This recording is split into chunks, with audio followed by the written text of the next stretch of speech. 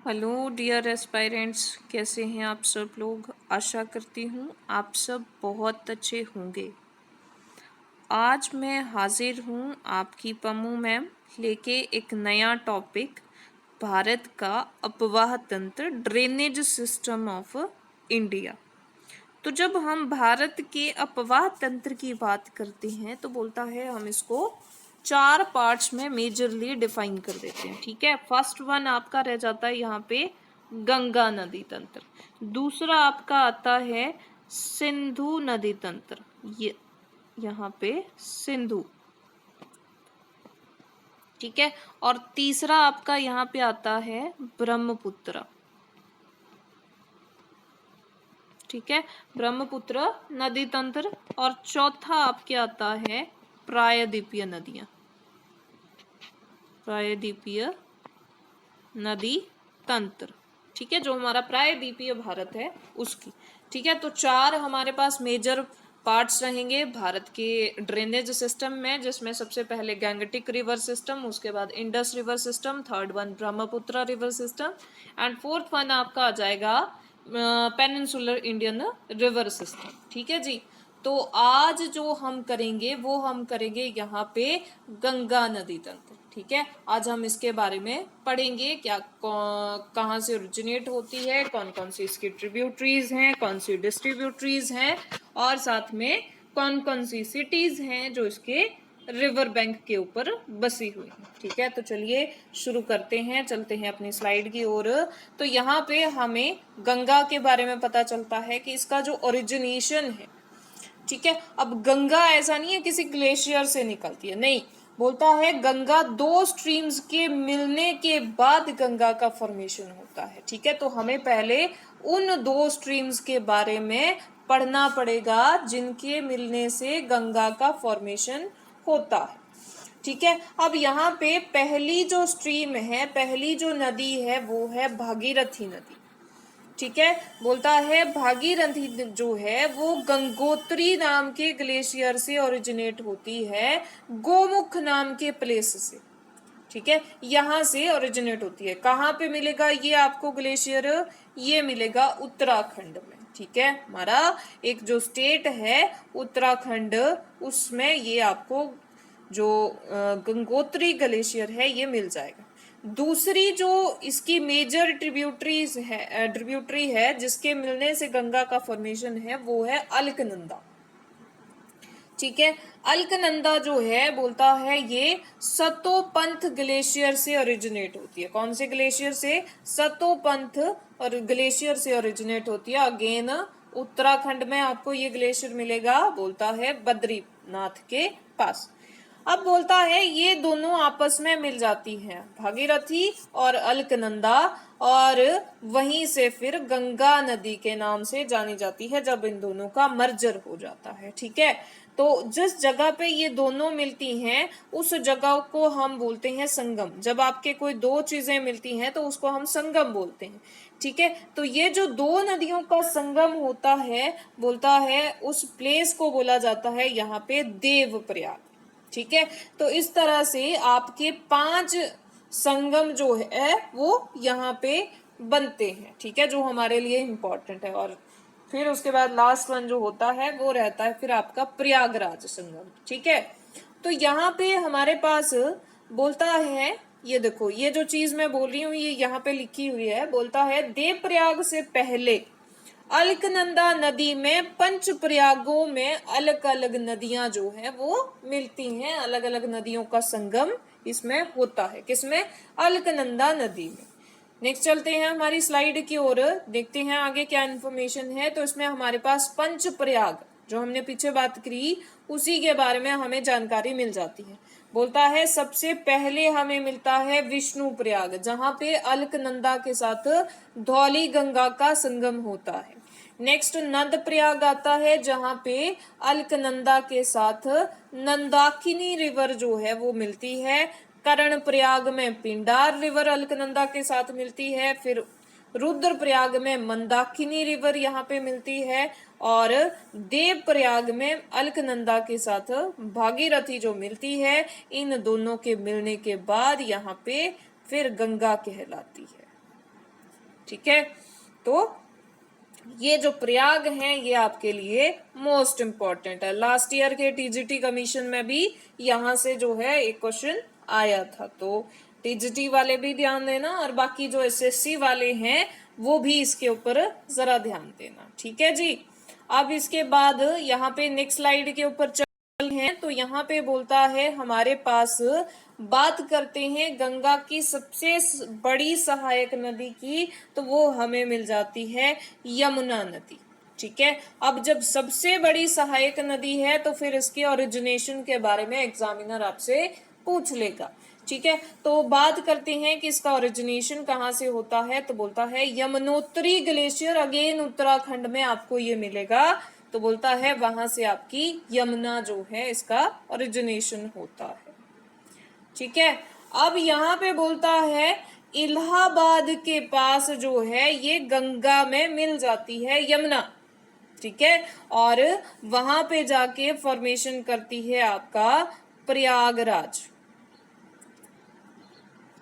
प्रयागराज सुना होगा आपने, अभी अभी रिसेंटली योगी जी ने इलाहाबाद का नाम चेंज करके ही प्रयागराज कर दिया है। ठीक है, तो इस तरह से प्रयागराज का जो बोलता है फॉर्मेशन है वो किससे मिलके होता है, आपकी गंगा और यमुना का जब संगम होता है। ठीक है, तो इन दोनों के संगम से ही प्रयागराज यहाँ पे हमें मिलता है।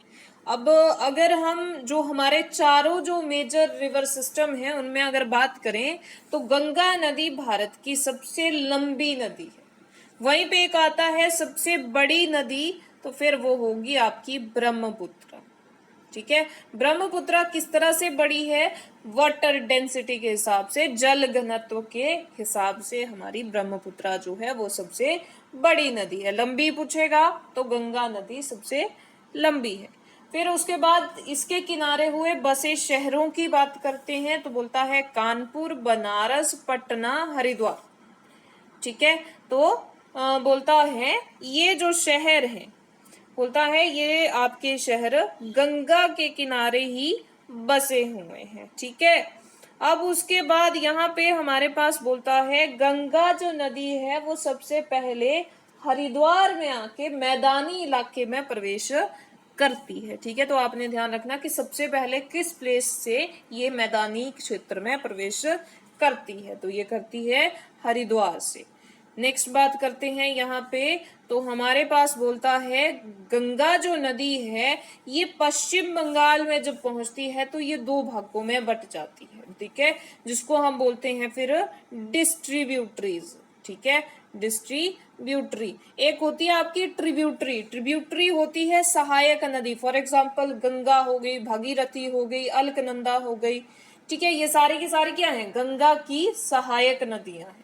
ठीक है, और डिस्ट्रीब्यूटरी हो गई जो गंगा के टूटने से बनेंगी। ठीक है, गंगा क्या हो जाएगी, टूट जाएगी, दो हिस्सों में, तीन हिस्सों में बट जाएगी।